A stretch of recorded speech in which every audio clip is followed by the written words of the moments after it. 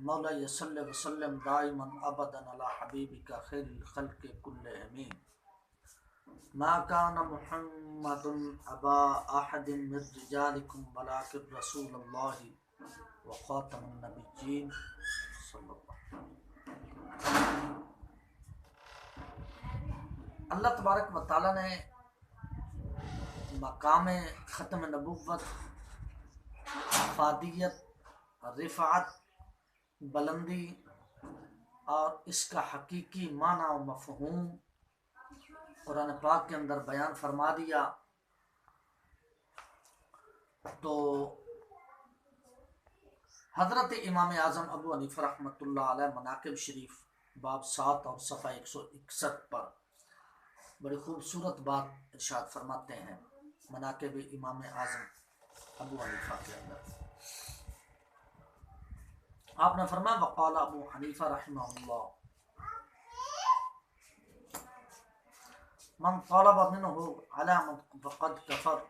بقول النبی صلی اللہ علیہ وسلم لا نبی بعد۔ یعنی امام اعظم رحمۃ اللہ علیہ کے زمانے کے اندر کسی نے نبوت کا دعویٰ کر دیا، جس طرح کے قادیانی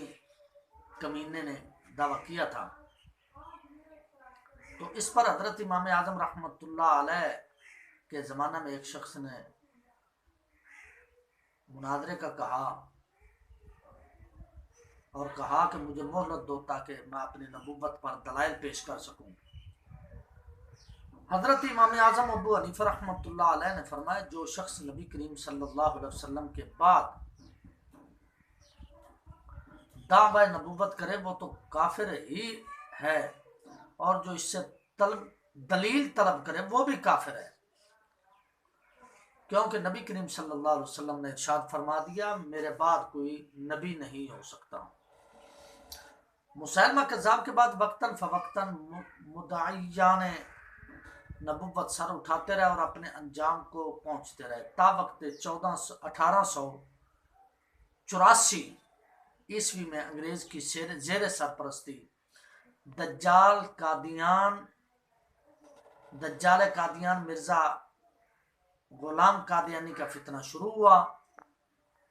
1901 میں مرزا نے کے مستقل دعوی نبوت کے بعد اس فتنہ انکار ختم نبوت نے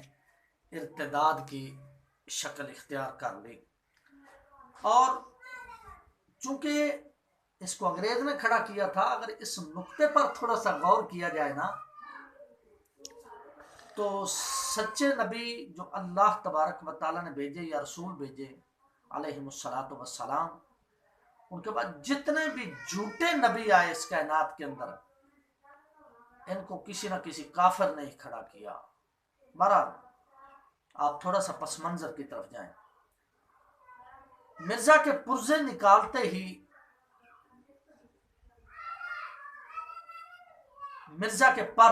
پرزے نکالتے ہی اہل سنت و جماعت کے علماء کرام و مشائخ اعظام نے اس کا محاسبہ شروع کر دیا۔ حضرت مولانا غلام دستگیر قصوری نقشبندی رحمت اللہ علیہ نے سب سے پہلے مرزا کا رد کیا۔ الحضرت امام اہل سنت رحمت اللہ علیہ امام احمد رضا خان صاحب حامی دین و ملت اور مجدد دین و ملت رحمت اللہ علیہ نے سب سے پہلے مرزا کے کفر و ارتداد کا باقاعدہ فتویٰ جاری کیا۔ تاجدار گولڑا حضرت پیر میر علی شاہ صاحب کو خود سرکار دو عالم صلی اللہ علیہ وسلم نے خواب میں اس فتنہ مرزیت کی سرکوبی کی طرف متوجہ فرمایا، اور قبلہ پیر صاحب نے حق کے غلامی ادا کرتے ہوئے مرزئی فتنے کے بخیے اکھیڑ دیے۔ اور ایک بات میں آگے چل کے عرض کرتا ہوں، کوشش کریں کہ موضوع کو پورا سنیں۔ دجال قادیان مرزا قادیانی سے آپ کے مقابلے نے جال حق و زحق الباطل کا عملی نمونہ پیش کیا۔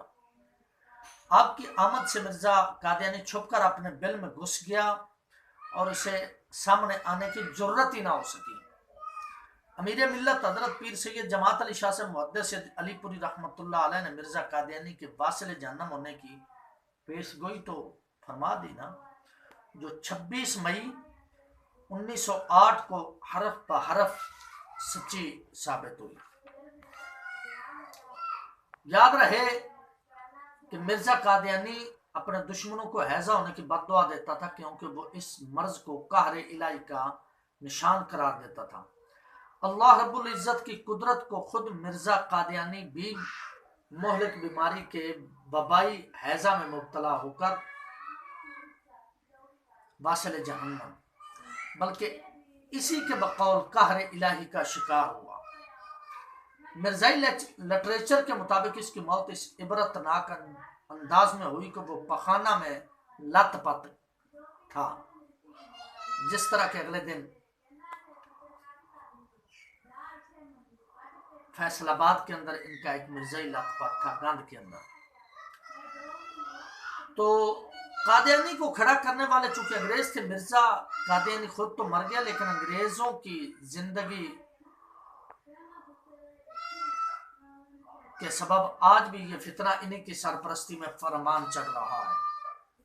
اور میں انشاءاللہ میں کوشش کر رہا ہوں ان قریب اس موضوع پہ گفتگو کروں۔ اللہ تبارک و تعالی ہمیں عمل کی توفیق نصیب فرمائے گا، اور مسلمانوں میں افتراق و انتشار کو پروان چڑھا رہا ہے۔ اس لیے مصور پاکستان علامہ اقبال کو اس جملے سے قادیانی کی حقیقت کو بے نقاب کرنا پڑا کہ قادیانیت انگریز کا خود کاشتہ پودا اور یہودیوں کا چربا ہے۔ انگریزوں کی سرکوبی سازش کی بدولت 1947 میں مرزا قیام پاکستان کے وقت متعصب ترین قادیانی سر ظفر اللہ کو نوزائیدہ مملکت پاکستان کا وزیر خارجہ مقرر کیا گیا۔ آج بھی کافی سارے کلیدی عہدوں پر یہ مرزائی ہیں، اور چونکہ ہماری پاکستانی عوام سیدھی سادھی اور بولی بالی ہے، ان کو ہر کام کے اندر ٹائم مل جاتا ہے، لیکن اگر نہیں ملتا تو اسلام کے لیے ٹائم نہیں ملتا۔ آج بھی اگر تھوڑا سا غور فرمائیں تو جو بھی پاکستان کا وزیر بن رہا ہے یا کسی عہدے پر آ رہا ہے، وہ انہی کی طرف سے انہی کے اشارے پر ہمارے وزیر بن رہے ہیں۔ تو یہ جو ہمیں لیکچر دیے جاتے ہیں ہر وقت اور ہمیں سمجھایا جاتا ہے مولوی جی لا الہ الا اللہ دی بنیاد تے پاکستان بنیا سی، تو یہ ان کو یہ کیوں نہیں نظر آتا کہ ہمارے جتنے بھی وزراء ہیں وہ لا الہ کی بنیاد پر پاکستان کے وزیر نہیں بن رہے، بلکہ یہودیت اور عیسائیت کی مرضی پر یہ بن رہے ہیں اور ان کے مطابق بن رہے ہیں وزیر، اور بنیاد انہیں کی ہوتی ہے۔ تو بہرحال اس پر بہت کچھ کہا جا سکتا ہے۔ جس نے یہ سر ظفر اللہ جو تھا کمینہ، جس نے قادیانی نمک کا حق ادا کرتے ہوئے پہلے دن ہی سے اندرون و بیرون ملک وزارت خارجہ کے تمام عہدوں پر قادیانیوں کو فائز کر دیا، اسی سبب قادیانی اس ملک میں بہت جلد قوت میں آ گیا، حتیٰ کہ صرف قیام پاکستان کے 6 سال بعد یعنی 1953 میں قادیانی سربراہ مرزا بشیر الدین نے برسرعام کہنا شروع کر دیا تھا کیا کہ پھل پک چکا ہے، ان قریب بلوچستان پر آپ لوگ قادیانیت کا پرچم لہراتا دیکھیں گے۔ مرزائیوں کی سازش اور چال بازیوں کا غیور اہل ایمان نے بھرپور نوٹس لیا، حکومت میں موجودہ قادیانیوں سے یہ برداشت نہ ہو سکا، چنانچہ ایک منظم سازش کے تحت مسلمانوں کے پرامن احتجاج میں تشدد کا عنصر شامل کروایا گیا اور حکومتی مشینری اور اہل اسلام کو ایک دوسرے کے مقابل لا کھڑا کر دیا گیا۔ اور اسی پر میں ایک عرض کروں گا، جس طرح کہ سر ظفر اللہ اس وقت سربراہ بنا، وزیر خارجہ بنا پاکستان کا، تو بالکل اسی طرح پچھلا حکمران جو لمبی ٹانگوں والا اور یہودی تھا کمینہ عمرانہ، اس کو بھی یہی مشن دے کر بھیجا گیا تھا۔ بہرحال اس پر پھر کبھی گفتگو کریں گے، اور اس نے بھی مکمل طور پر جتنے بھی قوانین یا یہ رائج کیے اوپر سے، تو اس کا تھا کہ اس کو